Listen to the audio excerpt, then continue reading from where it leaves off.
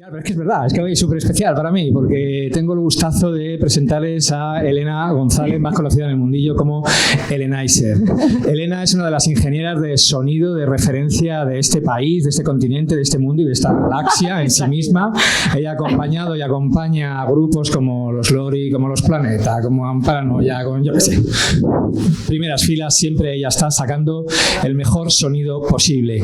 Pero lo bonito de Elena es que ella siempre ha ido mucho más allá de simplemente conocer las especificaciones técnicas de la mesa que tiene. Desde pequeñita ella ha estado interesada en saber qué es lo que latía, qué es lo que bullía en el corazón de los aparatos que eran capaces de crear música y música electrónica, y es una auténtica experta en ello.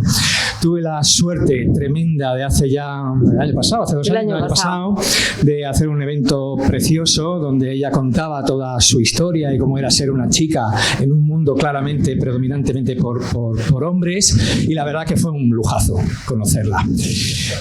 No me enrollo más. Os pido un fortísimo aplauso para Elena González. Elenizer. ¡Joder, Emilio, muchas gracias! ¡Qué presentación! De hecho, yo decía, me presentaré un poquillo. ¿Vale? Perfecto. Bueno, de verdad, muchas gracias por estar aquí. Me hace mucha ilusión.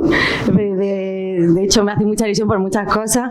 Gracias, Emilio, al Instituto de Astrofísica, Manuel también por tenerme aquí, por poder hablar de las cosas que más me gustan, porque de hecho llevo como un montón de años experimentando, investigando y bueno, conociendo un poco más de cerca pues a unas personas que vamos a conocer ahora, que espero que de verdad os guste la historia que voy a contar hoy, que es muy interesante. Y bueno, la he titulado Melodía eléctrica, cuando los humanos, los circuitos y la música se encuentran, porque precisamente de eso vamos a hablar de circuitos de humanos y de música.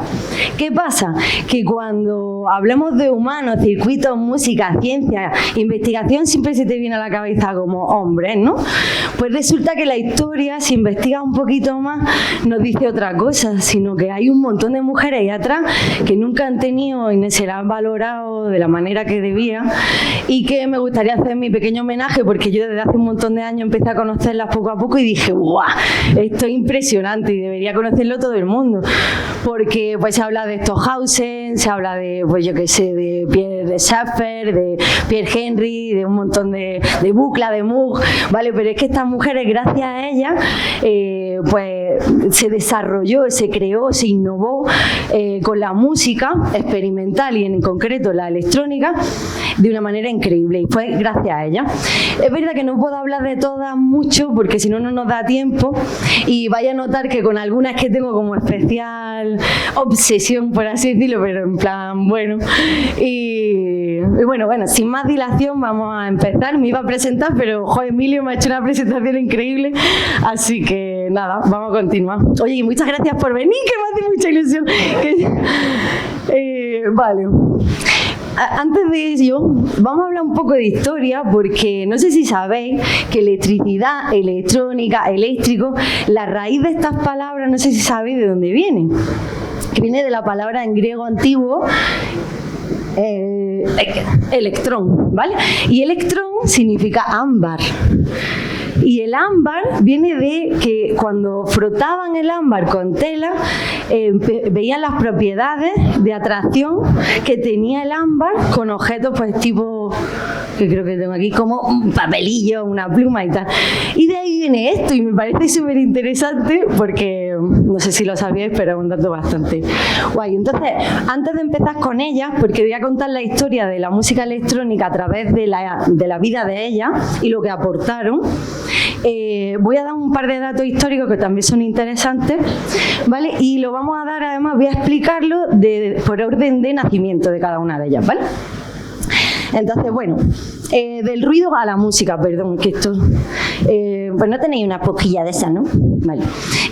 Del ruido a la música. ¿Por qué lo llamo del ruido a la música? Porque realmente los primeros sonidos que se crearon, que no fueron los acústicos, porque claro, hasta ese momento la música realmente se hacía a través de pianos, violines, los instrumentos acústicos convencionales.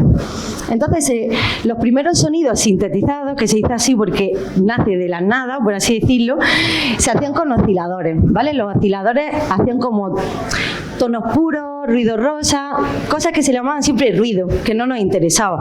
Se utilizaba mucho en investigación, pero realmente no se consideraba ruido, no era nada aplicado a la música, nada que fuera válido. Entonces, esta historia extraordinaria pues va sobre la construcción de esos sonidos y armonías hasta que empieza a considerarse música, ¿vale? Vale, bueno, un par de datos históricos también interesantes, por si no lo sabíais, del primer instrumento que se le considera, por supuesto, entre comillas, eléctrico, que fue el Denisdor. Esto es curioso porque fijaros el año, estamos hablando de 1748, y todavía la electricidad, el concepto, hasta 1820 o así, como que no se tenía como claro, no se conocía mucho. De hecho, Václav, que fue un poco el investigador, ¿vale? El científico, ingeniero, que empezó a trabajar mucho la electrónica, la electricidad, creó este instrumento. Y tenía como cuerdas metálicas, ¿vale? Y tenía como una especie de electroimanes, y eso lo que hacía era que cuando tocaba la cuerda se creaban como más armónicos. Y entonces cuando lo tocaba daba como calambre, y eso como mientras estaba tocando el instrumento... ¿Qué? Vale. All right. Mira que soy técnico de diseño. En fin, que voy a beber un poquillo de agua, aprovechando. Vale, entonces daba como calambre. La historia es que esos calambres no eran acaso hechos, sino que era por el movimiento de la cuerda. Total, a lo que voy es que se le consideró eléctrico porque generaba algo de electricidad, pero igual no había mucha documentación de esa época. Ahí quedó la cosa. Y luego está el telarmonio, que esto era como gigantesco, pesaba como 200 toneladas, y de hecho lo tuvieron que mover de Oloike, que era una ciudad donde se creó, hasta Nueva York con un tren de 30 vagones. Y de hecho lo llevaron a un edificio de Nueva York, y al edificio lo terminaron llamando Telarmonium Hall porque ocupaba todo el edificio, toda la planta del edificio. Vale, esto realmente el funcionamiento es parecido a los Hammond, si sabéis qué instrumento es, pues que va como una especie de rueda tonal que va girando, ¿vale? Y entonces cuando tú tocas la tecla, eso genera una señal eléctrica que va por unas cuerdas de telégrafo y va a una bocina, unos altavoces, pero en esa época todavía no había amplificadores. Entonces necesitaban como pues, un montón de ruedas gigantes para poder crear más energía que la que creaba la propia cuerda al moverse. Bueno, esto como dato histórico, esto fue un montón de años después, por supuesto. Y ya, bueno, esto no sé si habéis visto alguna vez una pianola que suena sola, también puede tocar un músico. Las pianolas realmente son los predecesores del MIDI de ahora, porque realmente estos eran una especie de cilindro, ¿vale? Que tenía unas perforaciones. Y esas perforaciones hacían que se moviera, daban con la cuerda y hacía que se moviera solo, ¿vale? Pues no nos vamos a meter mucho en cosas técnicas porque si no, no me da tiempo, que todavía no me he empezado con las chicas. Pero bueno, es muy parecido, que me había traído yo por aquí, que vengo como con un mercadillo de cosas, como si fuera una cajita musical, que esto también es un cilindro que tiene unas protuberancias y lo que hace es mover las láminas metálicas. Entonces, como... no sé si suena, pero bueno, esto se supone que son datos, ¿vale? Igual que el MIDI, posterior MIDI. Bueno, y ahora sí que empezamos con el primer instrumento que sí que se consideró y se sigue usando a día de hoy, Theremin, que me traigo el mío propio porque a mí me gusta construir y me encantan los circuitos. Entonces un poco así caserillo, pero me traigo mi propio Theremin, que por si no lo sabíais es el único instrumento que si lo toca no suena. Que ya, y fue el primero que hicieron, ¿sabes? Vale, esto empezó en los años 20, se patentó en el 1928 y lo inventó Leon Theremin. Realmente, yo de hecho me enteré hace poco que a través de Gerardo que tocaba el violonchelo, pero no destacaba por eso, no era músico, realmente era un ingeniero y el gobierno le había dicho que tenía que hacer como una especie de detector de movimiento con una antena, ¿vale? De electromagnética, o sea, de la radio, ¿vale? Era una antena, imaginaos que esto es una radio y tal, y él, cuando estaba investigando, tenía un osciloscopio en el que iba viendo las señales. Bueno, pues se notaba que cuando se acercaba a la antena se variaba esa onda.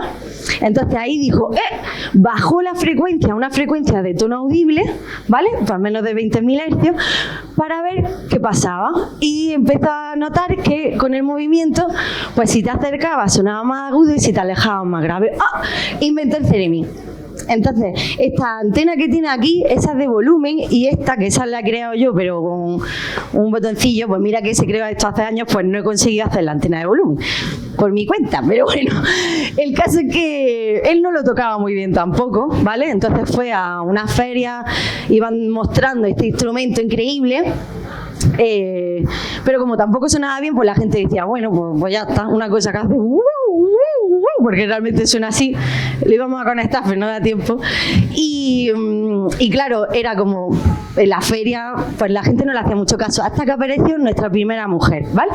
Que esta nació en 1911 y se llama Clara Rockmore. Es súper interesante porque esta mujer ha hecho un montón de composiciones flipantes.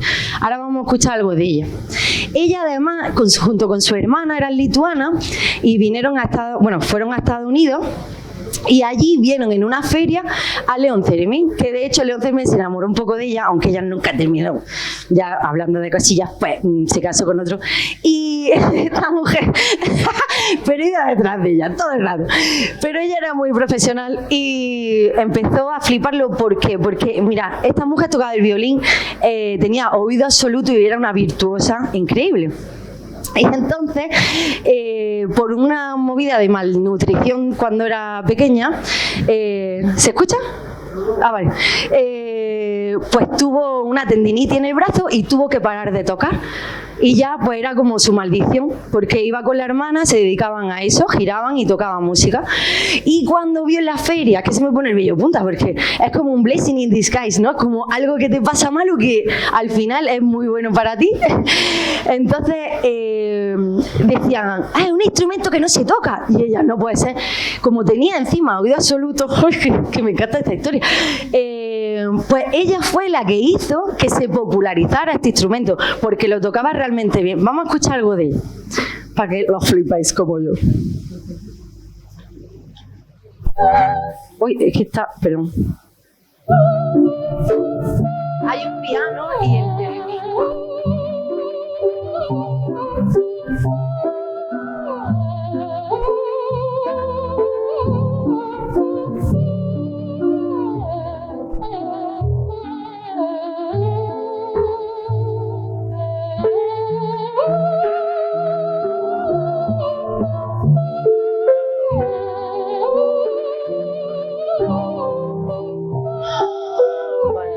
No, aguanta. Yo creo que sí. Es que, ¿sabes qué pasa? Que se va a perder. Pero hay que conectar. Mira, se puede conectar de aquí.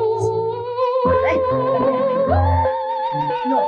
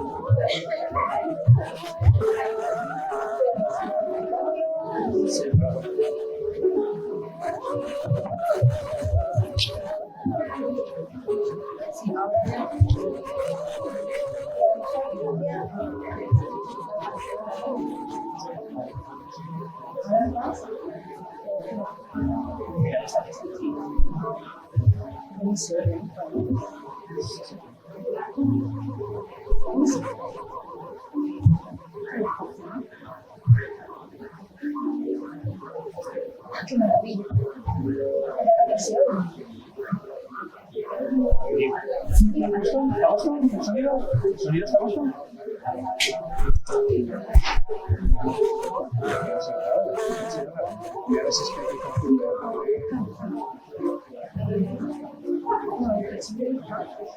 Porque conectándolo a la red es muy cargado. No lo sé, no lo sé.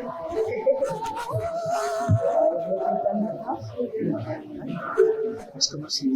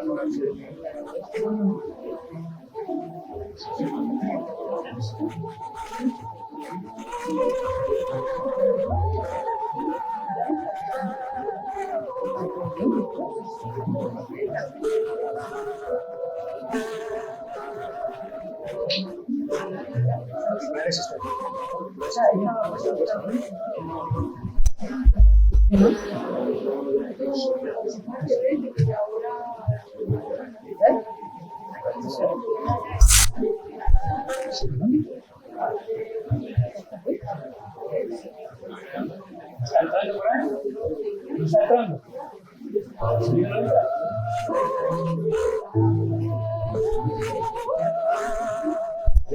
¿La cámara sí entra?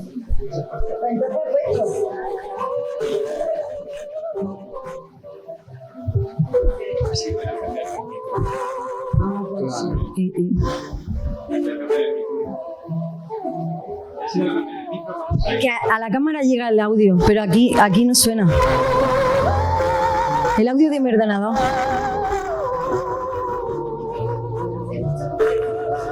Se escucha poco, tienes que subirle volumen a la música del ordenador.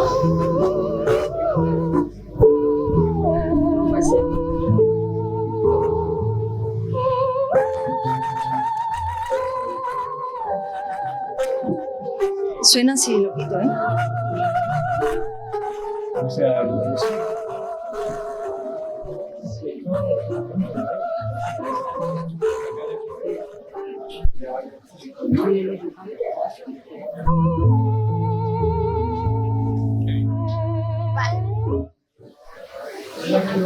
Bueno, perdona los problemas técnicos.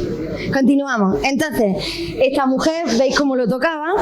Ella empezó a asociarse con Leon Theremin para seguir se asoció con Leon Theremin para irse de gira porque ella lo tocaba 1000 veces mejor. Y se dio cuenta además que tocando un dedo con otro sonaba incluso mejor. Y de 3 escalas que tenía al inicio, le he visto 5 escalas. O sea, esta mujer fue la que desarrolló un poco, popularizó y encima, de una manera virtuosa, hizo que este instrumento pues se metiera más como algo musical. ¿Vale? Bueno, ella es también más mayor y este disco que sacó ella lo produjo Robert Moog y su mujer Shirley Moog, que todo el mundo habla de Robert Moog por los teclados Moog, pero su mujer estaba también ahí, y produjeron este disco. De hecho, no aparece el nombre de la mujer, pero Shirley también estuvo ahí. Ahora vamos a ver que muchas veces no aparecían las mujeres en los títulos de crédito y era como... este disco, de hecho, la canción que hemos escuchado forma parte de ese disco. ¿Tengo que hablar algo más de esta mujer? Yo creo que no. Bueno, vamos a pasar a la siguiente, ¿vale? Esta sí es una de mis preferidas, ¿vale? Esta nace en 1925, se llama Daphne Oram, y esta mujer británica y estudió música y rechazó entrar en el Royal College Music por entrar en la BBC porque se enteró que hacían cosas con sonidos diferentes. Ella leyó un artículo en 1944 que ese artículo decía que en el futuro los compositores iban a tocar con instrumentos que eran totalmente distintos a los que estaban ahora, y eso a ella le fascinó. Y cuando se enteraron que en la BBC hacían, pues como trabajaban en la radio, en televisión y tal, pues hacían más cosas que no solo era música, porque en ese momento todavía no se considera música, ¿vale? Entonces esta mujer, eso, es una de mis preferidas porque fundó, que creo que lo tengo en la siguiente, fundó la BBC Radiophonic Workshop junto con otros dos compañeros. Aquí es donde está ella en el estudio de la BBC, ¿vale? Trabajaban con magnetófonos de cinta, ¿vale? Y experimentaban, hacían overdubbing, cortaban, editaban y eso. Pero llegó un punto que le limitaron a la investigación y le dieron una beca y formó su propio estudio de creación sonora porque quería seguir experimentando. Y la BBC al final se quedó un poco corta en sus ideales, ¿no? En su idea. Esta mujer creó esto. Este es un instrumento que realmente después no se popularizó ni lo tocó nadie, pero es súper curioso porque ella llegó a un punto que dijo, mira, ella era compositora, de hecho era una compositora de música increíble, ¿vale?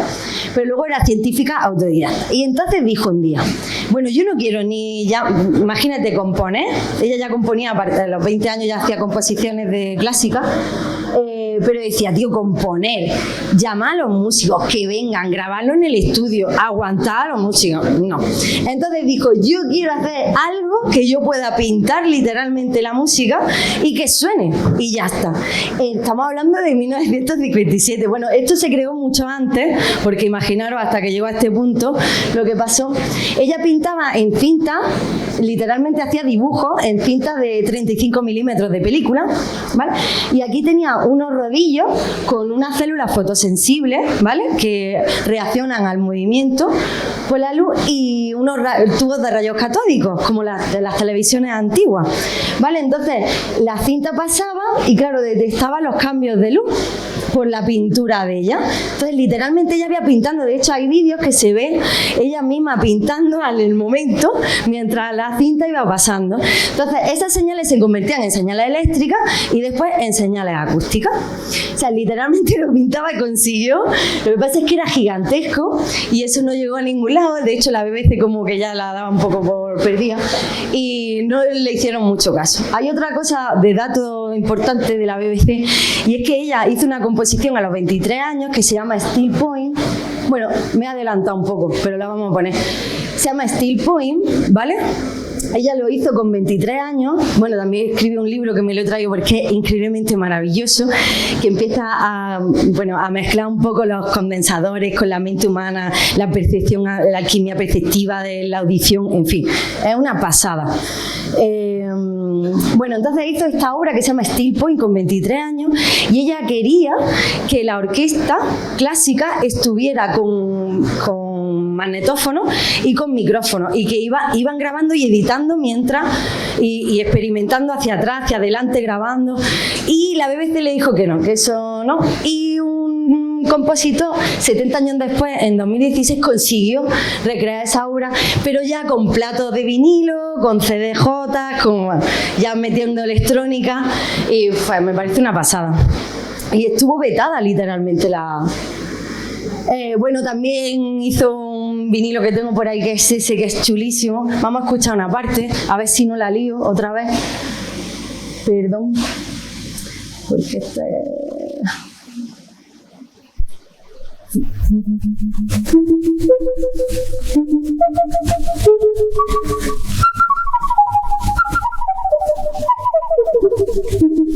Claro, es que en esa época te escuchaba eso y decía, esto es música. Esto, bueno, pues lo ponemos en que este tipo de sonidos que se generaban por los osciladores, ¿vale? Realmente se denostó tanto que realmente al final dijeron, mira, esto como mucho lo metemos en anuncios de televisión como para el futuro, los robots, no sé qué. Y también empezó a meterse al final en ciencia ficción, en las películas de ciencia ficción, pero todavía no se le consideraba música. Espérate. Ella, para estas dos películas de La Agente 007, el Doctor No Goldfinger metió sonido y produjo y creó sonidos para estas películas. Bueno, es que me parece increíblemente maravillosa, puede ser mejor. Y fue la primera y la que menos se conoce, porque ya vais a ver que hay algunas después que sí son un poco más conocidas, pero esta mujer me parecía una pasada. Bueno, entonces vamos a pasar a nuestra siguiente, que nació un poquito después, ¿vale? Que es Bebé Barrón. Bueno, realmente no tiene la tilde, pero porque que Bebé Barrón. Pero bueno, yo se la he puesto. Esto es que creo que se me ha montado mal, pero bueno, no pasa nada. Esta mujer y su marido, Luis Barrón, se casaron y su sobrino les regaló una cinta de bobina abierta, un magnetófono, como regalo de boda. Y ellos dijeron, bueno, ¿qué hacemos con esto? Pues vamos a montar, vamos a grabar cosas. Y de ahí hicieron un estudio de grabación. Un estudio de grabación que además casi todo lo hacían con cinta, ¿vale? Con cinta literal. Entonces tenían que editar, cortar, pegar, montaban y hacían unos sonidos bastante interesantes que ahora los vamos a conocer, ¿vale? De hecho, en el estudio, que se mudaron a Nueva York, empezaron a trabajar con uno muy famoso de música experimental que se llama John Cage, no sé si lo conocéis, pero es bastante interesante de esa época. Él fue el que le dijo, oye, escúchame, que lo que estáis haciendo no son ruidos ni sonidos así aleatorios, que esto es música. Y ya empezó a trabajar con ellos muchísimo. De hecho, bueno, ellos hacían circuitos caseros y lo que les solía pasar, de hecho, Bebé Barrón al final se aficionó a grabarlo todo, porque muchas veces hacían los circuitos y se quemaban. Sonaba algo y hacían ¡pum! Y explotaba el condensador del circuito y al final pues tenían que grabarlo porque ya no se volvía a reproducir ese sonido nunca más. Entonces tenían como, el estudio era como un desastre, estaba lleno de cacharros, en fin. Y ellos utilizaban, es verdad que utilizaron el Ceremín, que es lo que hemos visto antes, y bobina, al igual que Daphne en la BBC, ¿vale? Que era, pues eso. Normalmente tú ves uno, pero ellos tenían como un montón, a lo mejor 20, y los sincronizaban de una manera increíble, con unas palancas para que todo se diera el play a la misma vez, y sonaban, pues eso. Ahora vamos a poner algo de esto. Bueno, os voy a poner. Mira, este hombre es John Cage, ¿vale? ¿Qué vamos a hablar más de esto? Ah, vale. Ellos además hicieron una cosa muy interesante, que fue la primera banda sonora de música electrónica, aunque es verdad que todavía no se consideraba música, pero sí era la banda sonora de Forbidden Planet, ¿vale? El planeta prohibido, que yo sí estoy obsesionada porque me compré hasta el muñeco, porque es el primer robot, el Robbie de Robot, el primer robot famoso, porque sale en varias películas, no solo en una, y es el primer robot que tenía alma y quería salvar a la humanidad. Entonces me parece increíble, y ellos lo flipan porque realmente sus composiciones se basaban en un libro que leyeron de este hombre, de Norbert Wiener, que lo tengo aquí, que se llama Cibernética, ¿vale?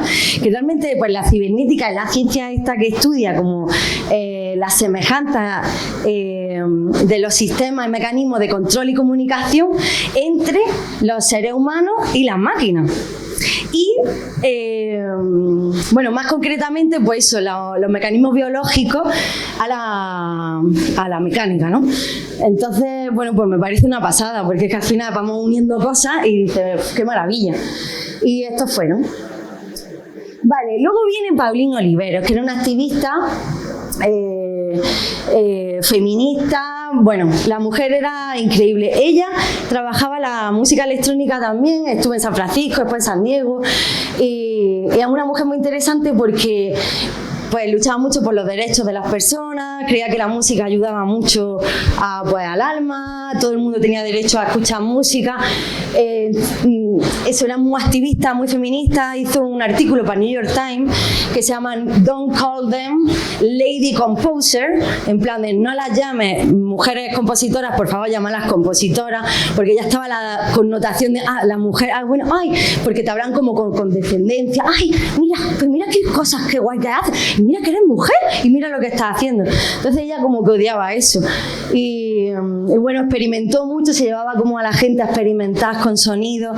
Sus composiciones de hecho son como más sustain, ¿no? Como una nota a lo mejor 1 minuto y medio mezclada con, es un poco distinta a la de Bebé Barrón, que de hecho no lo he puesto, pero vamos a poner las dos cosas de ella, ¿vale? Una de Bebé Barrón, que es la de Planeta Prohibido, ¿vale?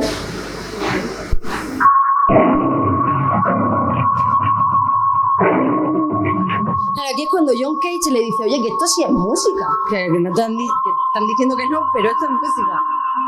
Este es de la peli de Planeta Prohibido.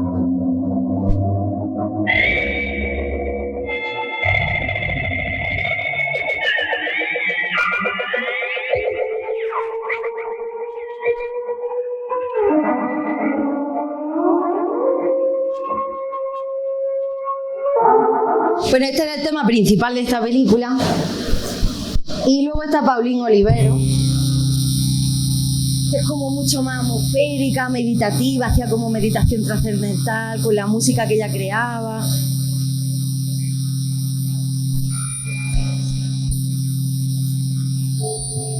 No se ha roto, ¿eh? Está... Quita eso, que está roto. Bueno, en fin, el caso. Vamos a continuar. Esta mujer, bueno, tiene una charla, una TED Talk que está súper interesante también y os invito a que la conozcáis un poco más, pero vamos a seguir con la siguiente, ¿vale? Que es Liane Radin. Ella, esta francesa, fue alumna, también trabajaba con magnetófonos, ¿vale? Hasta este momento tenemos theremin y magnetófonos de cinta. Realmente los magnetófonos que hacen, graban cosas. Por ejemplo, pues yo hago así, lo grabo en una cinta y lo voy montando, entonces se escucha como un ta, ta, ta, ta, o ruido o cosas, ¿vale? Eso es como se generaba el sonido. La otra manera era con osciladores, ¿vale? Que ahora vamos a empezar a verlo, y los magnetófonos de cinta abierta, que es que lo grabas y lo montas, literal, lo recortas y lo vas montando y van sonando cosas. O sea, tú imagínate lo que tardaban para hacerlo, porque los que hemos visto antes eran entre circuitos y magnetófonos, pues ahora vamos a ver que en una canción muy famosa tardaron 40 días en hacerlo. Bueno, entonces Liane Radin empezó a ser alumna de Pierre Schaeffer y Pierre Henry, ¿vale? Estos dos personajes, no sé si los conocéis, pero vamos, yo muchas de las información que tengo gracias a escritos de Pierre Schaeffer, que es el padre de la música concreta, ¿vale? La música concreta que era, esta persona era un compositor, un músico súper importante y estaba cansado de los instrumentos convencionales. Entonces dijo, espérate, vamos a intentar, como encima eran prodigios de la música y tenían un muy buen oído, cogían la armonía que podía hacer sin instrumentos, o sea, con cosas convencionales, pues con una cuchara en una botella, pegando un golpe, lo que sea, y sacaban el tono, lo armónico y tal, y hacían esas composiciones con magnetófonos que grababan esos sonidos en cinta y hacían esta técnica. De hecho, Liane Radin se hizo una super máquina editando gracias a que trabajó en el estudio con ellos dos, ¿vale? Entonces la música concreta, pongo música concreta versus theremin y los osciladores, porque ellos también había conservadores, aunque fueran personas experimentales, músicos experimentales, también eran muy conservadores y decían no, la música sintetizada no nos gustan los osciladores ni nos gustan los theremines, lo tienes que grabar, pasarlo por la cinta y montarlo, o sea, una locura. Entonces, Liane Radin dijo, bueno, pues entonces yo me salgo porque a mí me interesa más trabajar con sintetizadores, que a partir de ahí pues trabajó con el ARP 2500, no nos vamos a centrar mucho en eso, pero ella se salió un poco de la guía más clásica entre comillas, porque también eran músicos experimentales, ya que estaban con la música concreta, pero bueno, eso, ella quería experimentar más y también tuvo una cosa que tenía que cuidar a los niños y tuvo que parar su carrera, y a partir de los años 60 fue cuando empezó a hacer composiciones, que son bastante interesantes también, Liane Radin, ¿vale? Vale, en algunas voy un poco más rápido porque en otras me extiendo más, como es este caso, que es Delia Derbyshire, creo que es la más conocida de todas. Ella nació, pues eso, vamos por orden de nacimiento. Ella era matemática, ¿vale? Y en principio no le interesaba mucho la música, si no era tal, hasta que fue a Bruselas a una feria y empezó a ver pues osciladores, pues los magnetófonos, tal. Y entonces fue, cuando terminó la carrera de matemática, fue los consultores estos que tienes para buscar trabajo después de que haces la carrera, dijo, oye, que yo estoy interesada en los sonidos, en la música, en la experimentación, en la música concreta. Le dijeron, sí, te tienes que ir a un centro para sordos si quieres experimentar con los sonidos. Y era como, ¿qué? Que después está bastante bien, pero ella lo que se refería era a otra cosa. Entonces fue a Decca Records. Decca Records, una compañía discográfica súper famosa, y cuando llegó le dijeron que no la podían contratar, lamentablemente, porque no contrataba mujeres. Luego me enteré que esa persona al parecer también no contrató a los Beatles, entonces no sé yo si tenía muy buen ojo. Vale, entonces entró en la BBC porque ahí sí cogían a mujeres. Ahí ya Daphne Oran ya no estaba porque Daphne, recordamos que le dieron una beca y montó su estudio para hacer el Superoramics, ¿vale? Y hacía otras cosas. El caso es que ella entró en la BBC y ahí sí le dejaron hacer cosas. ¿Qué pasa? Que, por ejemplo, hizo la banda sonora de Doctor Who de esa época, que vamos a ponerla porque es que es chulísima.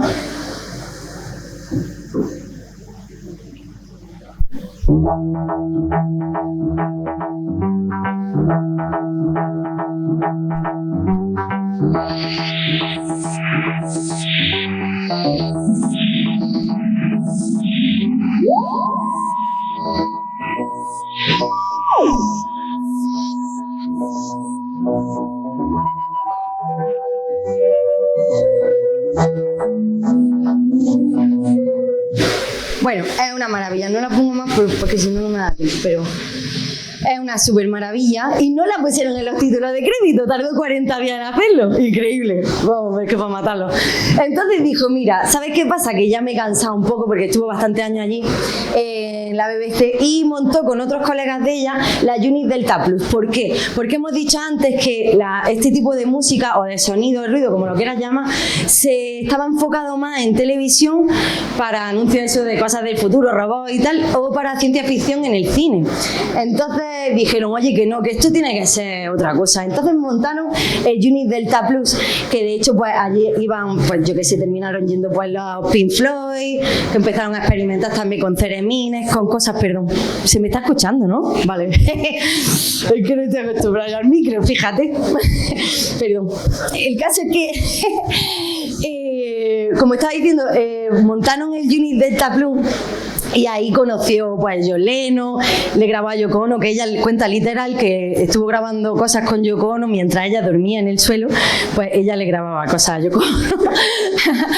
Y hay una cosa súper curiosa que estaría guay que si queréis lo buscáis, que conoció a Paul McCartney, que Paul McCartney sí quería hacer cosas más experimentales con música electrónica, pero el resto de la banda no quería.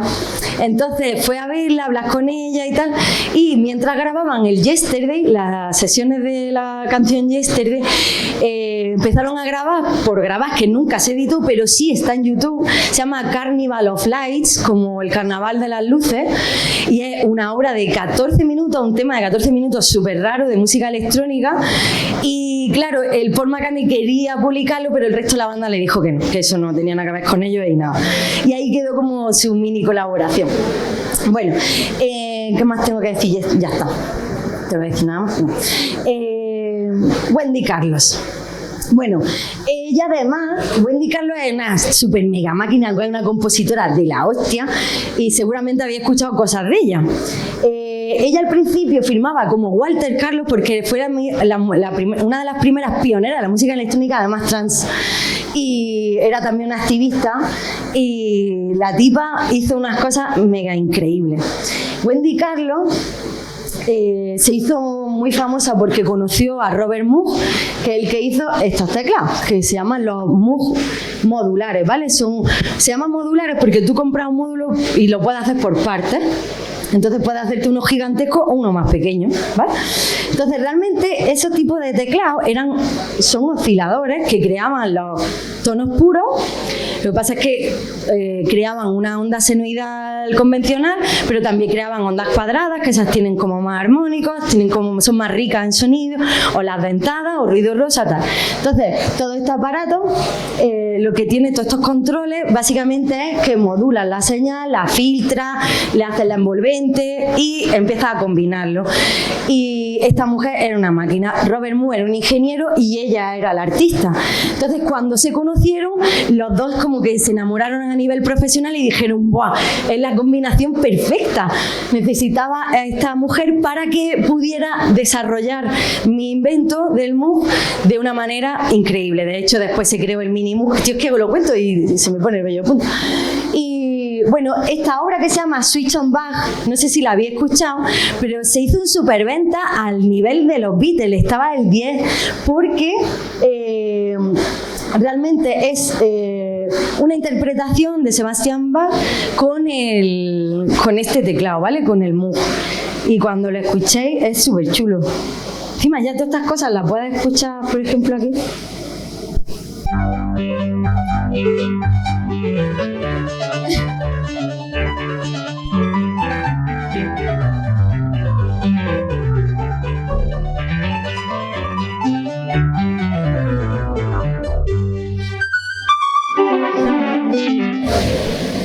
Bueno, me parece una pasada, porque es que además, tú imagínate en aquella época decir, ay, que puedo hacer un sonido y lo puedo transformar, lo puedo convertir en otra cosa, le puedo añadir otra, lo puedo doblar. Entonces estaban pues flipando. Y se hizo encima un superventa. Después ha hecho bandas sonoras pues súper famosas como Tron, La Naranja Mecánica o The Shining, que El Resplandor la hizo con esta productora, además, otra mujer que tampoco se la conoce mucho, y cuando Wendy Carlos la conoce, dice, ¡buah! Tengo que trabajar con ella. La Rachel Elkind al principio no quería trabajar con Wendy porque pensaba que eran cosas demasiado raras, como que se le iba. Y al final la convenció porque Wendy Carlos pues le empezó a enseñar cosas que hacía y pues al final pues hicieron pues, por ejemplo, la banda sonora de Resplandor o de La Naranja Mecánica. ¿Tengo que decir algo más de esta mujer? No. Vale. Y pasamos ya a Laura Spiegel, ¿vale? Ella va a ser la última y no para ello menos importante porque se me juntaba en el tiempo y dije, bueno, pues no me da tiempo a hablar demasiado de las demás. Laura Spiegel, que nace un poco posterior, esta mujer es muy interesante porque empezó a trabajar, ella totalmente autodidacta, no estudió nada, tocaba un poco el ukelele y el laúd, pero le interesaba todo. Y empezó a trabajar en Bell Labs, que eso es lo que después fue Nokia, ¿vale? Y ella iba de manera gratuita a ver y a investigar con ellos y pues siempre tienen como una especie de apartados de investigación, ¿no? De estudios de investigación, y a ella la pusieron ahí. Al final le terminaron pagando porque se hizo la mega máquina, ¿vale? Y hizo el primer sintetizador, pero ya estamos hablando que lo mezclaba con el digital, ¿vale? Ella de hecho hizo el primer software que podía hacer música, que ahora lo vamos a ver, que se llama el Music Mouse. De hecho, investigando, tú te lo puedes hasta descargar, porque sigue estando como la aplicación y tú le vas moviendo con el ratón y va sonando las teclas. O sea, para aquel momento fue increíble. De hecho, esto lo crearon porque iban a hacer el 50 aniversario de la primera película hablada, que es El Cantor de Jazz, y le dijeron a los de Bell Labs, oye, haced algo increíble, no sé, los sintetizadores esos que hay ahora, pues que hagan cosas, no sé qué. Y ella se puso las pilas y hizo esto. Que era un sintetizador que además lo controlabas por el ordenador, y ya fue como la bomba, y fue gracias a Laura Spiegel. Esta mujer además era una activista, tiene un disco que es rarísimo, porque le encantan los animales, que grabó un montón de animales y con las cintas pues iba montando y tal, porque también sabía editar con cinta de bobina abierta, y es como una especie de ópera, se llama ópera, y son sonidos de animales que ella empezó a cortarlo y pues mira, esto suena un do, esto suena un re, esto no sé qué, y empezó, y es una hora de sonidos de animales. Increíble. Esta además pues eso, servía para estos ordenadores y pues fue el inicio de lo que se conoce ahora como los sintetizadores digitales, ¿vale? ¿Qué pasa? Que Carl Sagan además cogió una composición de ella, porque no sé si conocéis la armonía de los mundos, de las esferas de Johannes Kepler, que bueno, decía que el movimiento, ¿no?, de los planetas era como una canción que solo podía escuchar Pitágoras, ¿no? Decían. Y porque el Sol no estaba en el centro y tenían como... Bueno, decían que el planeta más cerca del Sol pues sonaba más agudo, tenía un tono más agudo, tal, no sé qué. Y ella hizo un tema que lo vamos a escuchar y Carl Sagan lo seleccionó para el Voyager Golden Record, que lo llevaron en las naves espaciales Voyager para el espacio. Sabéis que esto era para ver si en algún momento vida extraterrestre aparecía, pues que escucharan los sonidos de Johannes Kepler, que es súper interesante todo esto, ¿no lo flipáis? Es como ¡voilà! Vale, vamos a escucharlo.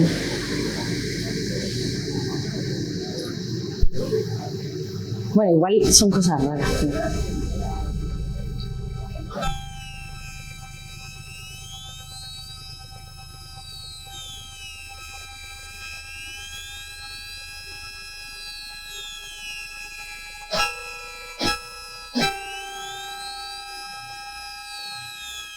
Vale, hay que decir que además este disco, bueno, no lo dejo mucho porque es como, por favor, quita eso. Este disco además, todos lo hicieron a través de ordenadores.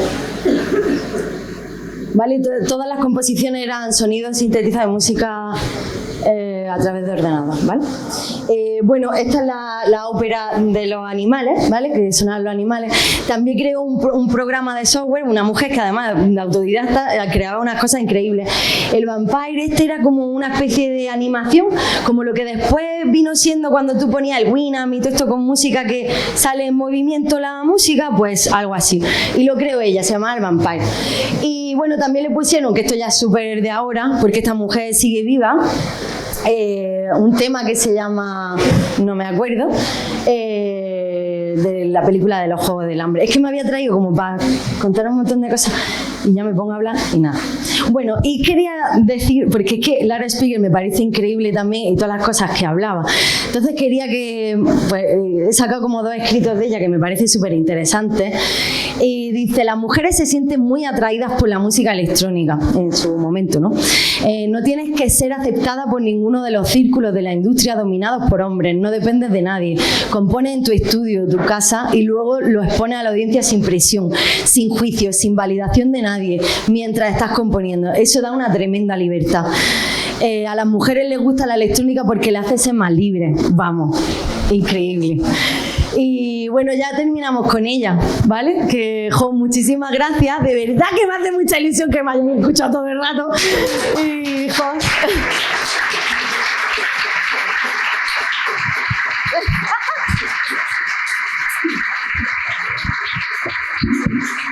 Vale, muchísimas gracias, Elena. ¿Alguna preguntilla para Elena? ¿Que hay tiempo? A mí me encanta sobre todo 2 cosas de la charla. La primera es obvia, que como siempre las mujeres han estado ahí, siempre, y ahora es cuando empezamos a rescatarlas y a mostrarlas, pero siempre han estado ahí, siempre. Y lo segundo, esta maravilla que tiene el ser humano, que da igual, al final terminará haciendo música con lo que sea una piedra, sea un sintetizador, sea un ordenador, sea lo que se construya en el futuro, para lo que sea, alguien terminará haciendo música con ello. ¿Hay alguna pregunta entonces para Elena? Yo te voy a hacer una pregunta de tipo personal, un poco, porque yo creo que eres la siguiente en este, que es, porque tú me lo has contado muchas veces, esa parte de tú ser mujer, de ser chica en un mundo claramente, predominantemente masculino. ¿Cómo ha sido para ti esa experiencia? Pues bueno, a ver, es que esto tiene tela, porque es verdad que a veces dicen, no, es que ya estamos como, la gente dice, que estamos cansados de escuchar.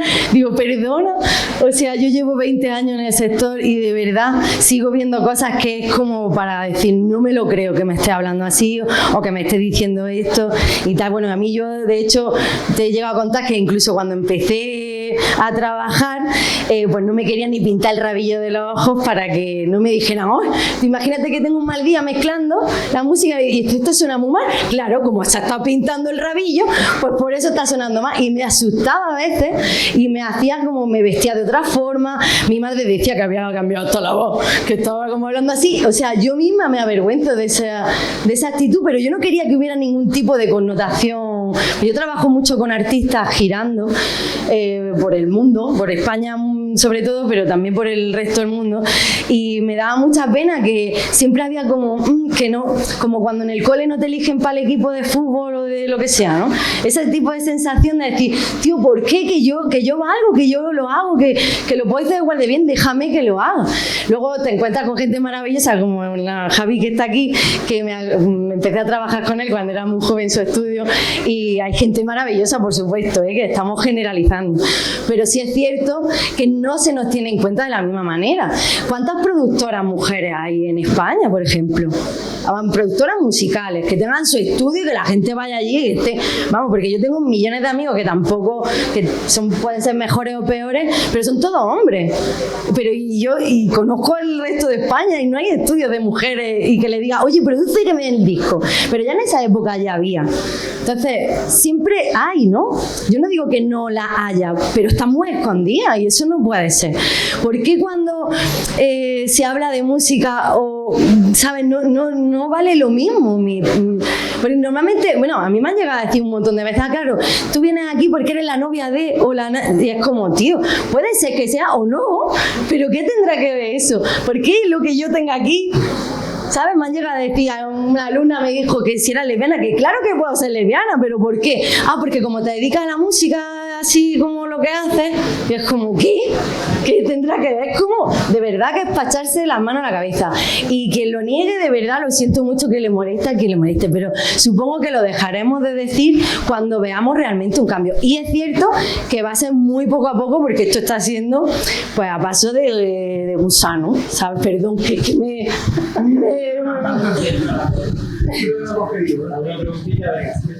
Javi, no. Venga ya. Bueno, lo primero de todo, muchísimas gracias. Ha sido una charla súper interesante. Me gustaría mucho puntualizar. Hoy en día pensamos que vivimos en un mundo en el que, o al menos en nuestro mundo civilizado, en que hombres y mujeres laboralmente están en el mismo plano. Desde luego, en el mundo de la música no es así. Elena ha tenido que sufrir desde que empezó con nosotros en el estudio hasta que ya se pasó al mundo del sonido. En todos los ámbitos ha tenido que sufrir la discriminación. Me gustaría que, aunque pensamos que eso fue hace 20 años, que hemos evolucionado un montón, efectivamente hemos evolucionado mucho, pero nos queda mucho camino por recorrer. Y me gustaría, Elena, que contaras lo que te pasó en el Coachella, en el festival, uno de los festivales más grandes del mundo, ¿vale? A nivel laboral. Por favor, cuenta tu caso para que veamos que nos queda mucho camino que recorrer para la igualdad. Por favor.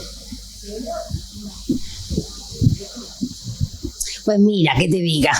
Resulta, ¿sabéis qué grupo es Misfits? Vale, es bastante famoso, ya hace muchos años.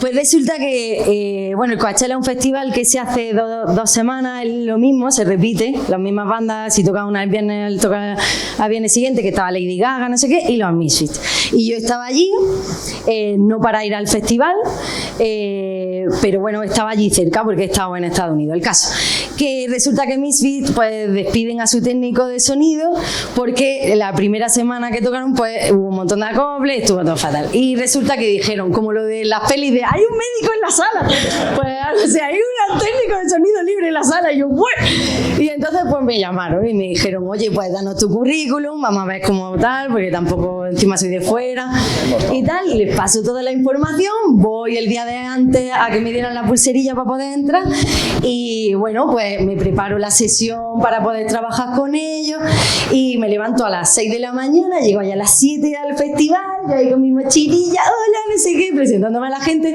y de repente llegan los de la empresa y dicen, mira, que al final no lo haces tú, porque como resulta que al cantante, que es Glenn, que no me llama, me cae bien, no le gustan las mujeres, pero no le gustan, porque le gustan mucho las mujeres, sino que no le gustan detrás de un control, le hemos dado la posibilidad de que en vez de que lo hagas tú, porque el resto del equipo, el tour manager y todos querían que lo hiciera yo, incluso el guitarra que me dio una jugada en compensación, pues no le hace mucha gracia. Entonces nosotros le hemos dado la posibilidad de poner un técnico que tenemos nosotros aquí disponible, gratis además, y es como what the fuck, porque no me... En fin, entonces pues fíjate, una persona que lleva toda la vida como los Misfits, que esa gente tendrá pues ya sus 70 años, ¿no?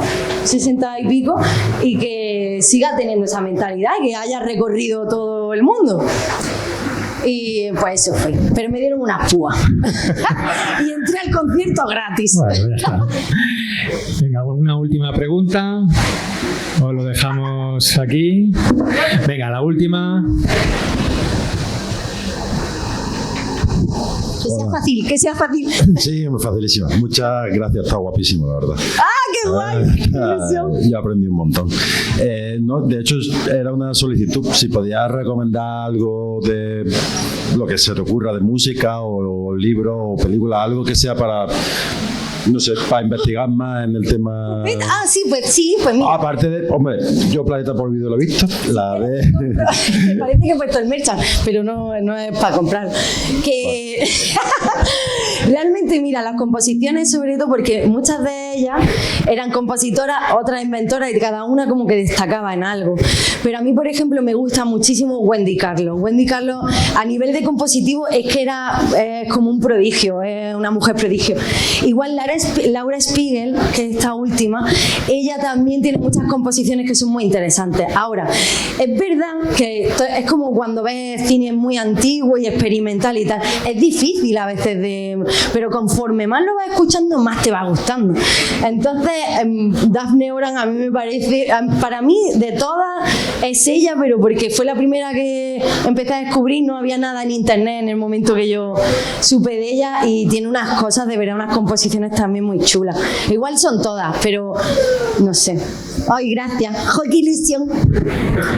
Vale. Muy bien, vamos a cerrar ya. Antes de dar un fortísimo y cariñosísimo aplauso a Elena, es que mañana tenéis que volver, porque mañana a las 7 vamos a seguir ahondando con este tema de la diferenciación hombre-mujer, con Victoria de Andrés, que va a hablar de el sexo injusto, una versión femenina de la evolución humana, que nos va a hablar de cómo hemos tratado el cuerpo humano de manera diferente en el caso de los hombres y de las mujeres. Y luego nos vamos a ir a hablar algo que siempre mola mucho, que vamos a hablar de vikingos, con una vikinga llamada Laia San José Beltrán, que es una experta que viene al Desgranando Ciencia, que por cierto, si no venís aquí, antes tenéis que ir al Desgranando Ciencia en el Parque de las Ciencias, el viernes y el sábado, mañana y tarde, están los mejores divulgadores y divulgadoras de este país. Después vienen para acá.